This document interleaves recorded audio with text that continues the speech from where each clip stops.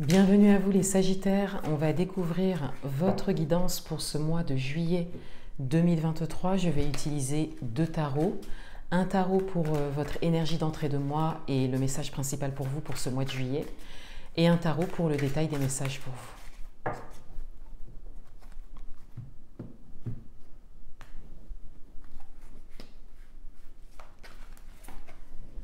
Ici votre énergie d'entrée de mois.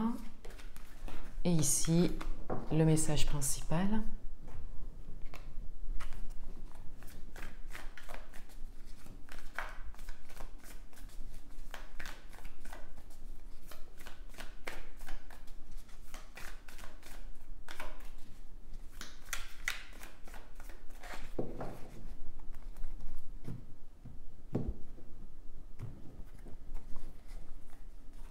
Votre atout, le challenge, vie amoureuse, vie professionnelle, domaine matériel et financier. Alors votre énergie d'entrée de mois, la carte des amoureux, donc il y a un alignement intérieur pour certains d'entre vous. Il y a peut-être le domaine amoureux qui ressort un petit peu plus pour d'autres. En tout cas, il y a quelque chose de très positif, soit par rapport au domaine amoureux ou par rapport à la manière dont vous vivez les choses intérieurement ou par rapport au fait que ce que vous faites à l'extérieur est vraiment aligné avec ce que vous êtes à l'intérieur de vous. Le message principal pour vous, c'est la reine de feu. Donc il y a une posture qui est forte, qui est déterminée. Ici, on le voit bien, il y a une confiance, soit que vous avez développée, donc une confiance en vous, soit une confiance par rapport à des choses que vous vivez actuellement, quel que soit le domaine. La reine de feu, elle vous parle aussi d'une posture de leader. On a vraiment cette idée d'être en avant, d'être mis en avant, ou de se mettre en avant, d'oser se mettre en avant. Donc ça vient bien résonner aussi avec la carte des amoureux parce que si c'est un alignement intérieur, on a vraiment cette idée que vous prenez une posture déjà intérieurement parlant et que vous reflétez cette posture à l'extérieur.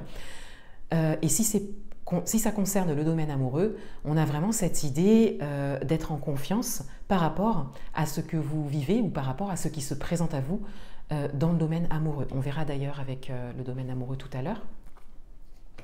Votre atout, c'est le 8 d'épée, donc vous sortez vraiment du mental. Votre atout, c'est vraiment votre capacité là, à ne pas vous laisser porter par les idées que vous pouvez vous faire par rapport à quelque chose, à ne pas vous sentir bloqué alors qu'il n'y a rien de réel devant vous qui vous bloque. Vous voyez, vous ne vous laissez pas envahir par votre mental, par les doutes, les peurs, les questionnements. Vous restez vraiment dans la matière et dans un alignement intérieur. Votre challenge, c'est la grande prêtresse, donc on vous invite vraiment à faire confiance à votre intuition, on vous invite à faire confiance au subtil, à l'invisible. Pour certains d'entre vous, on vous invite même à vous ouvrir à l'invisible. Donc peut-être que voilà, c'est quelque chose qui est peut-être un peu fébrile pour certains d'entre vous, mais là, la grande prêtresse, c'est clairement, vous le voyez ici, on voit bien là, le chakra coronal est complètement ouvert, il y a ce tunnel ici de lumière, on a vraiment cette connexion avec le divin. On a cette connexion avec l'invisible, avec le subtil. On a vraiment l'intuition qui est complètement, qui s'exprime ici et qui est écoutée. Donc si c'est quelque chose qui ne vous parle pas forcément, on vous invite vraiment à explorer le sujet. Et si c'est quelque chose qui vous parle déjà, on vous invite à écouter votre intuition, à faire confiance à votre intuition, aux signes et aux synchronicités.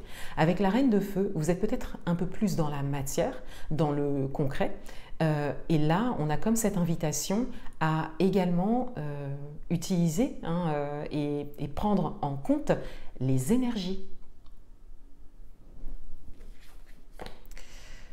Dans votre vie amoureuse, on a le jugement, donc c'est une carte qui va venir résonner avec la carte des amoureux. On a cette idée que c'est votre timing, voilà, c'est votre période en fait.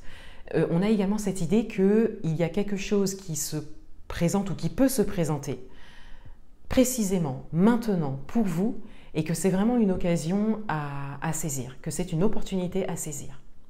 Qu'il y a vraiment quelque chose à considérer au niveau amoureux pour vous maintenant. Le jugement, c'est vraiment cette carte en fait qui vous dit que c'est le moment en fait, que c'est le bon moment. Donc pour certains d'entre vous, c'est peut-être quelque chose que vous attendiez depuis un moment, hein, qu'on vous invite vraiment à le considérer, quelle que soit votre situation. Vous avez l'as de bâton dans votre vie professionnelle, donc on a vraiment, alors ici, on a une action forte qui est posée, ça vient bien résonner avec la reine de feu, il y a vraiment quelque chose d'important qui se passe pour vous au niveau professionnel. Pour certains d'entre vous, vous recevez vraiment une très belle idée qu'on vous invite à suivre concernant votre vie professionnelle. Il y a un très beau démarrage aussi. Pour certains d'entre vous, il y a quelque chose qui commence. Peut-être que vous l'attendiez depuis un moment hein, également. Et dans le domaine matériel et financier, on a la roue. Donc il y a du changement, mais il y a également de l'évolution et de l'élévation. Donc il y a quelque chose qui...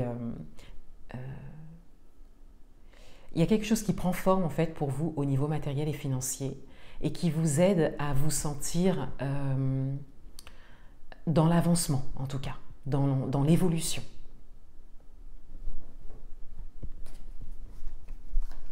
Alors, ce mois-ci, j'ai décidé de tirer 2 messages supplémentaires.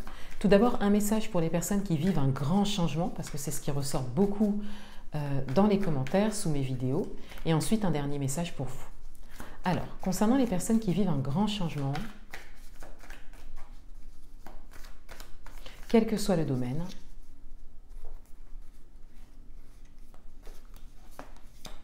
on a le 9 d'épée. C'est intéressant parce que par rapport à ce grand changement que vous vivez, quel que soit le domaine, on vous invite vraiment à sortir du mental, des doutes et des peurs. Et en plus de ça, c'est votre atout pour ce mois.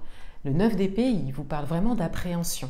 De doute, de peur, mais par rapport à quelque chose de fictif. Or, vous avez cette capacité à rester dans le concret, à rester dans le réel.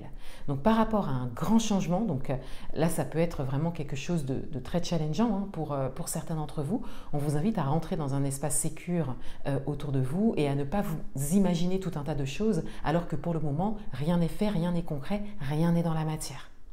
Donc, on vous invite à faire confiance et à sortir d'une boucle mentale, peut-être par rapport à quelque chose de précis.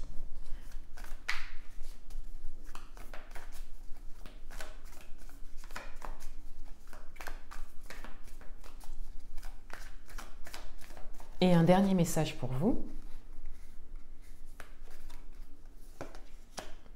On a le 7 de bâton, donc on a vraiment une forme de tranquillité qui ressort. Donc c'est vrai que ça vient vraiment quelque part résonner avec votre tirage et cette carte qui a été tirée pour les grands changements.